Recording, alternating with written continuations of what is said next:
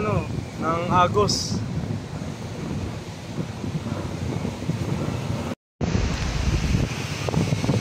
Ang lakas ng agos guys, ang lakas ng hangin. At nadala si Daddy Tutan dito sa kamalig ng aking kaibigan ni sa paring Andeng. Ito po ang simpleng pamumuhay ng nakapag-uwi ng Santa Ana. Santa Ana po yung kanyang ibon na talagang kahanga-hanga.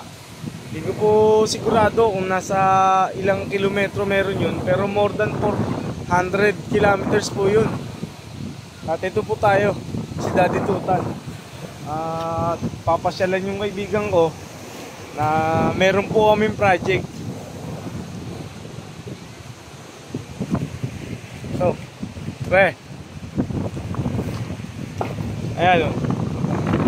Napaganda ng lugar ni pare, kahit na sabihin natin na napakalakas ng hangin ngayon. Yung aming proyekto kanya pa rin nagagampanan. Ang hangin. At meron na siyang mga finished product.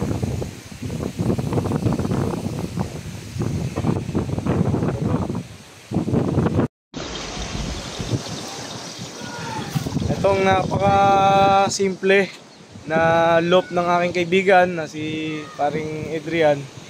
Ayan, na nakapag-uwi naman ng galing Santa Ana. Ayan, napaka simple. Tapos pinaghandaan yata ang pagdating ko. Pinagluto pa ako ng lapu-lapu lang naman, nakakainis. Ganun baka ma-spoil ako niyan. Baka magpaampun ako niyan sa iyo. Anyways, hindi naman tayo napatsyempo lang. May yung palalad nila na lambat naihango muna nila bago lumakas ng ganyang kalakas ang alon. Ayan. Ang ating pag-iibon ganito ang kalaban ng ng ibon natin. Especially during the race. Yan ang kalaban nila. Kaya yung mga strong winds na yan, dapat ine-expose din natin yung mga ibon natin na para makita nila sa pagpagan nila ng pakpak nila, pati sa paglipad yung mga rainfall, mga rainstorm siguro. Hindi rainstorm. Kumbaga ma-expose sila sa ganitong klase ng hangin para kaya nilang banggain yung smash race, yung mga hard race na sinasabi natin.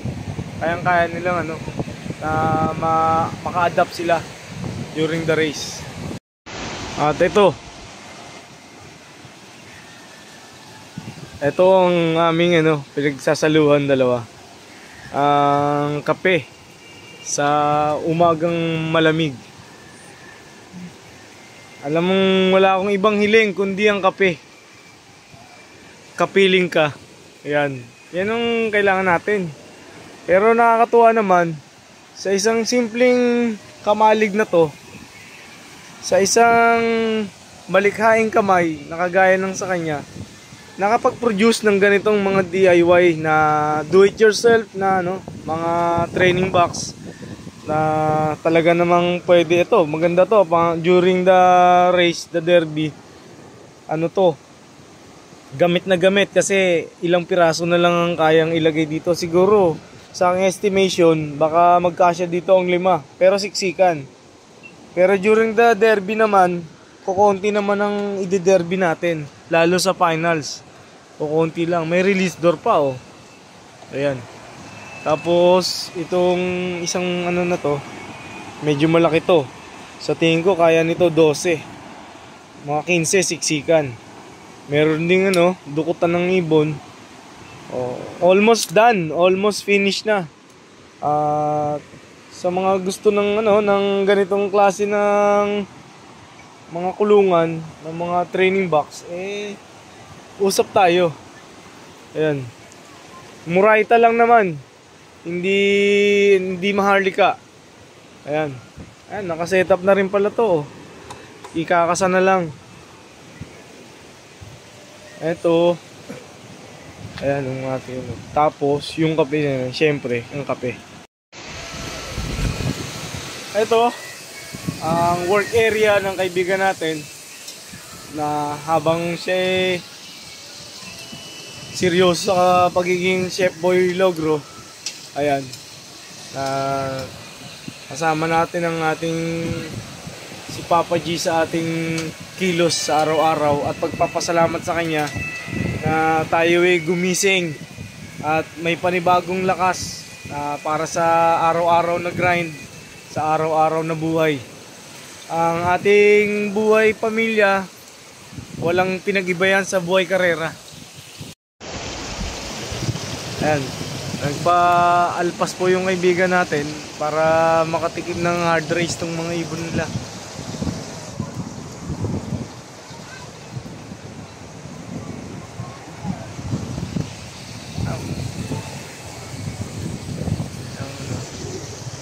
Ayan ang kanyang loop na isang payak na loop na nakapagpauwi ng Santana. Ayan. Ito ang kanyang mga warrior na sadya po talagang ayan, aba, talaga naman naulap.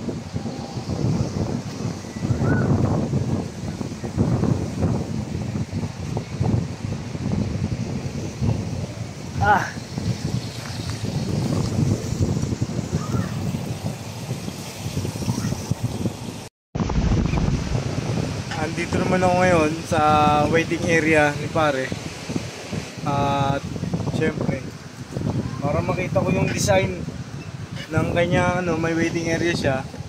Although nasa ang gamit niya yung mga kahoy lang, pero kita nyo naman na detalyado. Kailangang makita nyo na talagang malikhain ng pagkakagawa nito. Yan. Meron siyang stock house sa baba. Tapos yung mga ibon niya nasa likuran ko. Ang tatas lumipad. Ayan, andito sila.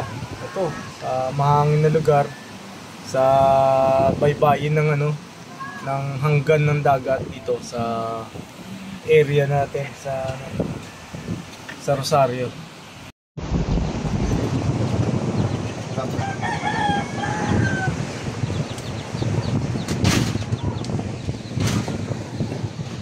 Ang lakas ng hangin pero kinakaya nila, Karamihan yan pang norte. Ayan.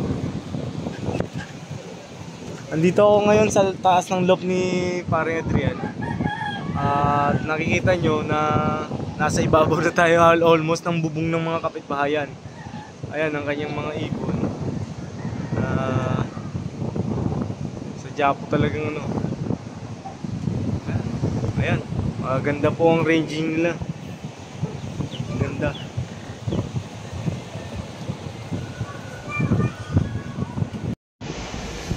Ito ang detalye nitong loop ni Parang Adrian. Ayan, meron siyang diving board dito para sa paglapag ng kanyang mga warrior. May release door din para dito. Tapos sa kanyang drying, meron siya ditong release door para sa kanyang mga warrior. Plus yung kanyang cock house, yung sa mga lalaki andito sa may baba. Tapos yung hen session nandito rin sa baba. Plus the papaya out there. Ang dami niyang papaya rito. Alam niyo naman mahilig si Dad Tuto sa papaya. Ang lalaki. Aba, talaga naman. Kumikinang sa mata ko yan. Parang adeng. Kumikinang sa mata ni Daddy Tuta niyan. Kasi nga, papakulo ko lang ng nor cubes, sibuyas, bawang, luya. Bagsakan mo ng itlog. Katalo na. Meron ka ng tinola. Ayan. Pero hindi po yun sinasabi ko ngayon.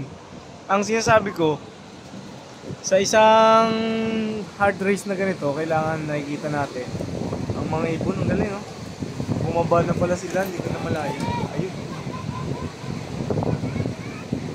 Yung mga ibon ni pare, nakulangan pa sa lipad.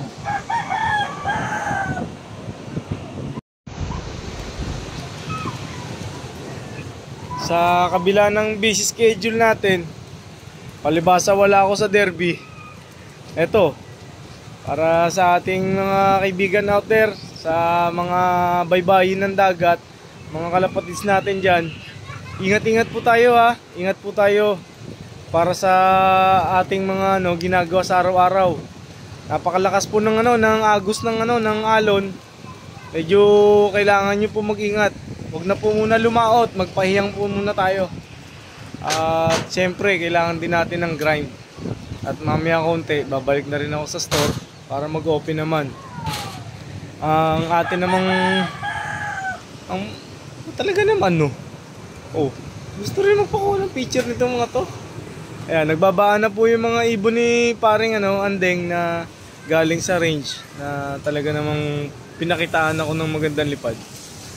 Eto, sa isang bagay na kailangan natin gawin sa buhay, kapit lang, lipad lang para sa pangarap. Kailangan kasi natin yung ng bakit ganyan? Taberu! Nice key! Kaya gandaan pa ako ng pagkain ni pare. Talaga naman. Ang isang fancier ay nangangarap lang ng nangangarap. Kasi nga, libre lang yan. Yun ang kailangan natin.